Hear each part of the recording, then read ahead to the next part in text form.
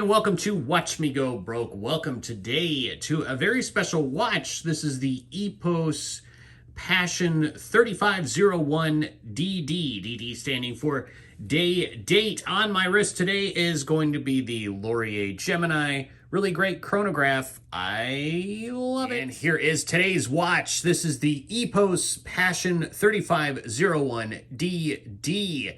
You have a 41 millimeter case, a thickness of 10.5 millimeters, lug to lug of what I measured of 49 millimeters. There is a 20 millimeter lug width that tapers down to 18 at the clasp and back up to 20 at the clasp. So the Epos company was established in 1983. It is family owned out of Switzerland. Everything about this is family made, pretty much. The watches are designed by a family member. They are assembled by a family member. All in all, really good. Nice to see that kind of stuff coming out of Switzerland that's not like a big brand like Omega or Rolex, something like that. So it's nice that these smaller brands are putting out some quality products and able to compete. So the case is stainless steel. It wasn't listed if it's 316L stainless steel, but I'm assuming that it is. It is a mixture of brushed and polished. You've got some polished chamfered edges there. Of course, the bezel is fully polished. So zooming in on the dial, you have all applied indices. The dial is a deep lacquered black color, so it is glossy, looking really good. You've got a date window at the 3 o'clock position. It is framed, and of course you got the day complication just below the 12 o'clock marker.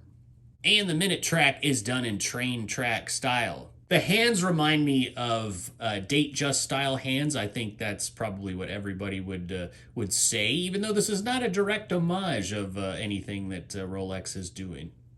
And the crown is really nice. The knurling on the crown, it's very grippable. You have the Epos E logo there. It is just a push-pull crown, even though this watch does have 100 meters of water resistance. So first position, just hand winding. And by the way, this watch is powered by the SW240, which is a 26 joule movement with a 38-hour power reserve, and it does beat at 28,800 vibrations per hour. And so first position is hand winding. Let me pull it out to the time setting position. It does hack as well. So setting the time, it's very smooth. No issues there. I will check the alignment at 6 o'clock because the last review I did of a much cheaper watch, let's say, did not line up at the 6 o'clock position. So let's see if that Swiss quality is there. And yes, it is. Everything lines up perfectly there. You'll also notice at the date change and the day change, it's not a slow change. It does do it pretty much right at 12 o'clock. So pay attention. Maybe I'll show it in slow motion.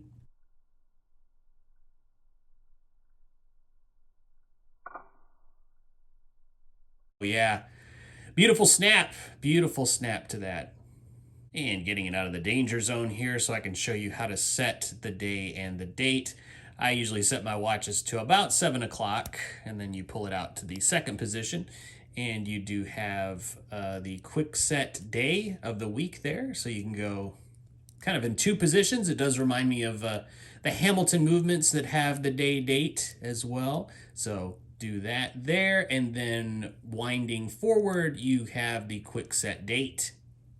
And taking a look at the case back, it is a screw down case back. It is mineral crystal on the case back there. It is sapphire on the front of the case. You have water resistant or 10 ATM water resistant, so that's 100 meters. Swiss made stainless steel sapphire, and then of course the serial number there. Beautiful decorated SW240 movement. That's what Epos does. They take Swiss movements, they take them apart, and then they decorate them. So you have a lot of decoration in this movement. The rotor's decorated, and the actual movement itself, as you can see, is decorated in there as well. And so the bracelet is a pretty good bracelet. It is pin and collar, so I didn't fool with sizing this for myself because pin and collar drives me nuts, even though a lot of guys like it. You know, if you don't feel comfortable changing your watches that have, or sizing your watches that have pin and collar, just take it to your local jeweler and they'd be able to do it for you, no problem. I'm just not comfortable sizing those kind. Doesn't matter what watch it is, I just don't even fool with pin and collar. You'll notice that it does have female end links there, so that 49 lug to lug is going to wear true to size. It is a 5-link bracelet, and it does articulate very nicely, as you see, so you should be able to have this on your wrist and be very comfortable there. It is a mixture of brushed and polished. The 3 links on the inside are polished and brushed on the 2 links on the outside.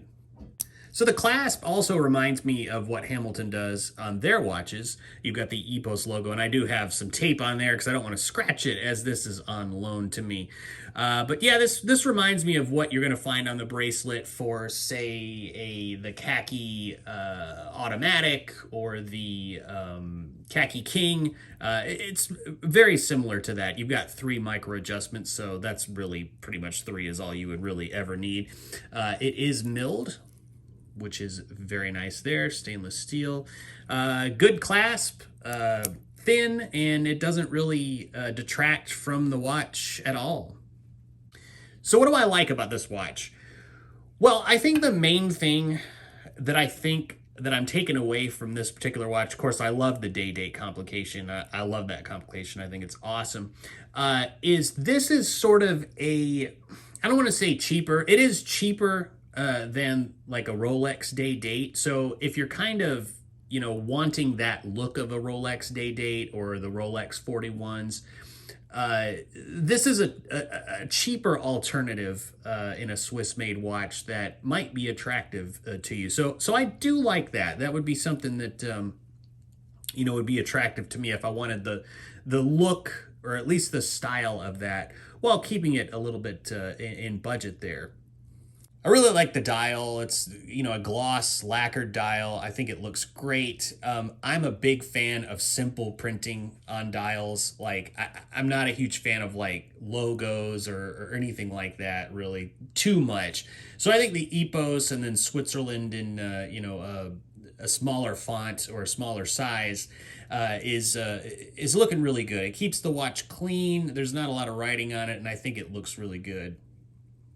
And of course, the crown. I really like the crown. I think that crown is pretty classy. It's pretty big. It does, stick out from the watch quite a bit. But I haven't really noticed, like, holding it on my wrist that, it would really dig into you or anything like that. So I don't think you really have to worry too much about that. And I like the bracelet a lot. It's it gives you that, Jubilee style without really directly copying that. So I think that's something that's good. I know there's a lot of brands out there that just do straight up one-to-one copies.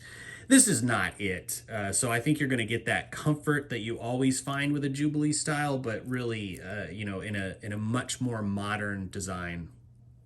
So let's check out the Lume. So the Lume is pretty good. It kind of looks like C3. I'm not sure, it wasn't listed on their website there. But yeah, I mean, again, this is a dress watch. So it's not a dive watch. So you're not going to have like massively bright Lume. But I think that the Lume that's there will definitely get the job done. And here it is out in the natural world on my 7.5-inch wrist. 41, it's a larger watch. It's not massively large. I think the 49 lug to lug works fine on my wrist. Of course, I didn't really size the bracelet, but just holding it on there, I think it looks good.